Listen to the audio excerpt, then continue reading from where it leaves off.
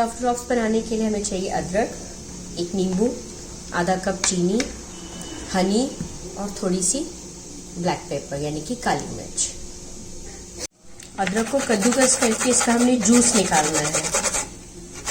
कद्दूकस किया हुआ अदरक, इसका हमने जूस निकाल लिया।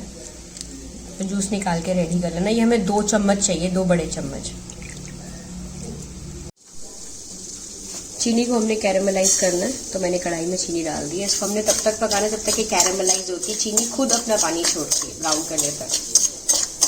ये शुगर हमारी पूरी कैरेमलाइज हो गई है। अब इसमें हम डालेंगे अपने बाकी के इंग्रेडिएंट्स। कैरेमलाइज शुगर में हम डालेंगे अदरक का जूस, लेमन जूस,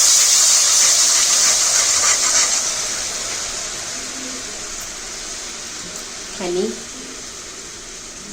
2 चम्मच हनी।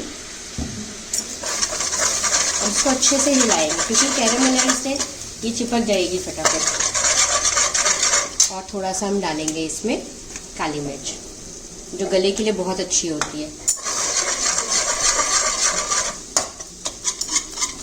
ये हमारे कफ ड्रॉप्स के लिए मिक्सचर रेडी है। अब गैस को कर देंगे बंद। मिक्सचर रेडी हुआ था हमारा। ये मैंने ग्रीस्ड प्लेट रखी है, इसमें ग्रीस किया हुआ है।